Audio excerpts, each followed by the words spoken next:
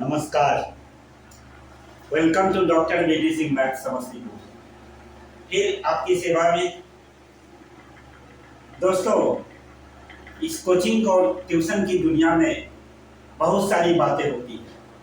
एक छात्र ने कोचिंग वाला को फोन किया, कहता मुझे आपके कोचिंग में पढ़ना है। तो रिसेप्शनिस्ट उठाई, वो कहती है ठीक है, आप फिजिक्स पढ़ने के लिए एक दवाएं, केमिस्ट्री पढ़ने के लिए 2 दवाएं, मैथमेटिक्स पढ़ने के लिए 3 दवाएं, अंग्रेजी पढ़ने के लिए 4 दवाएं, हिंदी पढ़ने के लिए 5 दवाएं। इसी प्रकार अगर आपको सारे विषय पढ़ने हैं तो इस कोचिंग में 6 दवाएं, जिसके चलते रजिस्ट्रेशन आप जिस विषय में कराना चाहेंगे आप आराम से रजिस्ट्रेशन करा सकते हैं। और यही आप इस कोचिंग का फंक्शन है, रजिस्ट्रेशन और एडमिशन का। तो बाबू, मोबाइल की दुनिया इतना डेवलप कर गई है कि एकदम क्लिक करो, सेवा आपके घर। यही चीज आज के युग में चल रहा है। लेकिन कुछ नुकसान भी है। बच्चे अगर यूजर्स अगर नहीं समझ पाए कि मोबाइल का यूज कैसे होता है तो वह बिगड़ भी जाते हैं। इसलिए जिसमें बहुत बड़ी फायदे हैं उसमें कुछ नुकसान भी हैं। तो ध्यान रहे, यूजर्स नुकसान की ओर ध्यान नहीं जाए, फायदे की ओर जाए। और यही बात को लेकर के मैं आज एक छोटा सा टॉपिक, इससे पहले अर्थमेटिक प्रोग्रेशन पढ़ा था। अर्थमेटिक्स प्रोग्रेशन में हमने nth टर्म, एपी का nth टर्म निकालना सिखा दिया। तो देखिए, हम पढ़े थे वी नो दैट, क्या पढ़े थे? We know that nth term of AP equal to A plus n minus 1 into D, where A equal to first term, D equal to common difference.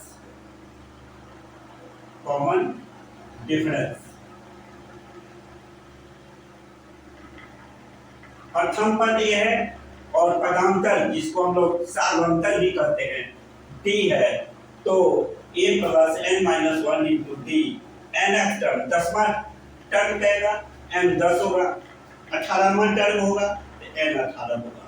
और A और D दिया रहेगा तो हम term मतलब क्या टर्म है इसको हम लोग निकाल सकते हैं।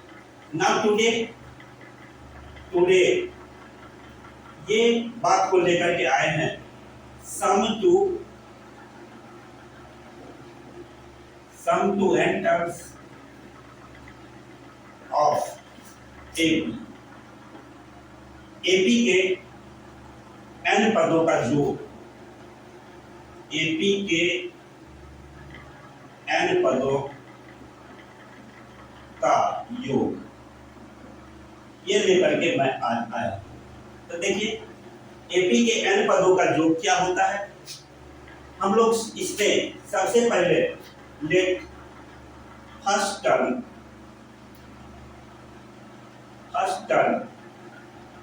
Equal to A,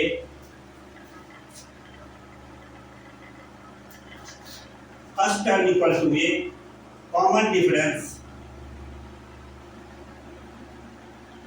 equal to D. First term को ए माना, कॉमन डिफरेंस को डी माना, और nth term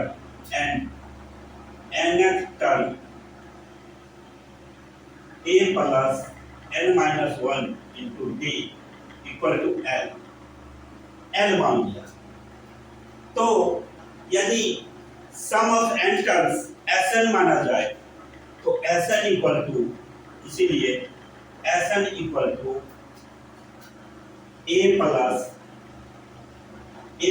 D plus a plus 2d plus a plus 3d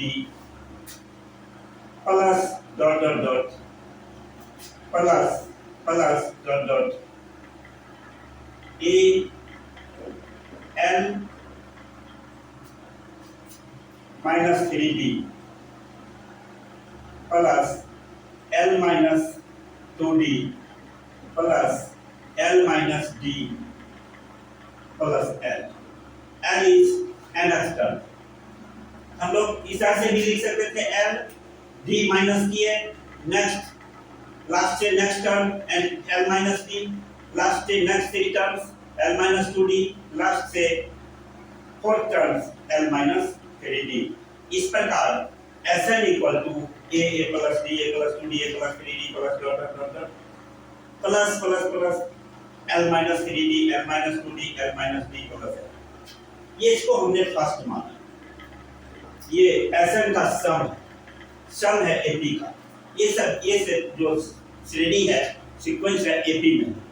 अब हम लोग कहेंगे इसको हम टर्म को आगे पीछे कर देते हैं अगेन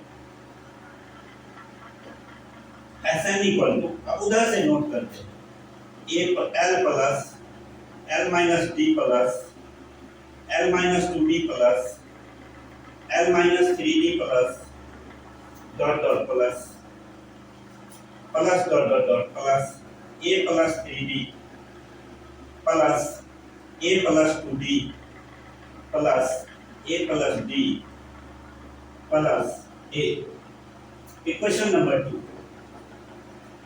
साथियों मैं एक चीज कहना चाहता हूँ 1 प्लस 2 प्लस 3 प्लस 4 भी 10 होते हैं और 4 प्लस 3 प्लस 2 प्लस 1 भी 10 होते हैं। 10 होते हैं 10। इस प्रकार इधर से टर्म नोट करें तभी इधर से नोट करें तभी दोनों सेम होते हैं।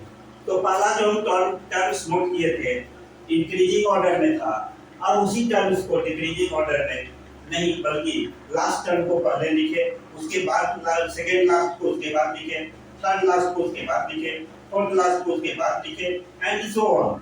ये इस टर्म्स को पलट करके हमने लिखा, टर्म्स को पलट करके लिखा। तो इतना लिखने से हमको एक फायदा हुआ कि अगर फर्स्ट टर्म को फर्स्ट टर्म से ऐड करते थे प्लस l मिलता है, a plus d l minus d को ऐड करते थे प्लस l ही मिलता है। फिर a प्लस 2d और l माइनस 2d को ऐड करते थे प्लस l ही मिलता है। फिर a plus 3d l minus 3d को ऐड करते थे प्लस l मिलता है। जस्ट लाइक आगे भी बढ़ते जाते हैं l माइनस 3d और a प्लस 3d को ऐड करते हैं तो a प्लस l मिलता है। l minus 2d a plus 2d को ऐड करते हैं तो a प्लस l मिलता है।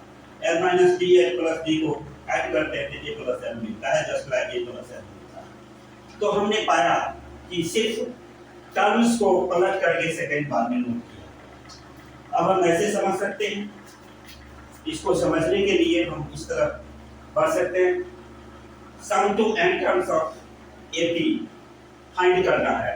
Let first term equal to a, common difference equal to d, nth term a plus n minus 1 into d equal to l मान लिया। तो हमको Sn निकालना है, सम टू n टर्म्स निकालना है। ये इस तरह हम नोट कर लिए, फिर टर्म्स को पलट करके उसी को नोट किए अगले बार Sn के बराबर ही होगा और सेकंड हो गया। अब इस प्रकार हम इसको a को कॉमन डिफरेंस, a को फर्स्ट टर्म हमने कहा, d को कॉमन डिफरेंस कहा। इस प्रकार हम पहले पढ़ चुके हैं nth term of AP a plus n minus 1 into d।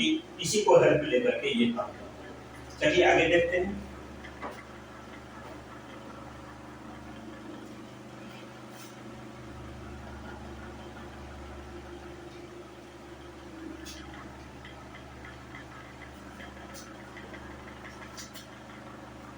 अब हम दोनों पे ऐड करते हैं equations first plus equation second, equation first plus equation second. 2Sn equal to a plus l plus a plus l plus a plus l plus a plus l plus dot dot dot m terms. हमने a plus l ही पाया। अब आप पढ़ चुके हैं 2 plus 2 plus 2 plus 2 plus 2 कितने terms हैं 1 2 3 4 5 into 2। अब हो जाएगा 1 plus 1 plus 1 plus 1 plus 1 plus 1 plus कितने टर्म्स हैं 2 2।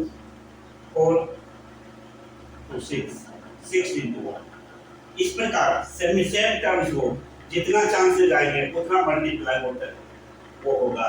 इसी प्रकार हम देख रहे हैं कि 1 2 3 4 n टर्म्स तक इसका वैल्यू होगा 2 into sn equal to n into a plus n।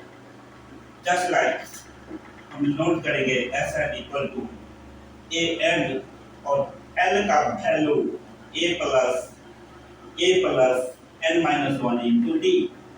जैसा कि nth टर्म है l क्या है nth term a plus n minus 1 into d। अब इसको अरेंज कर देंगे, अरेंज करेंगे बस आंसर आपको मिल जाएगा, इजी वे में आंसर मिल जाएगा। देखिए कैसे,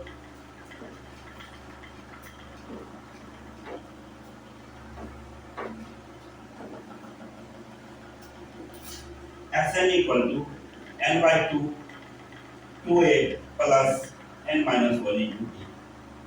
This is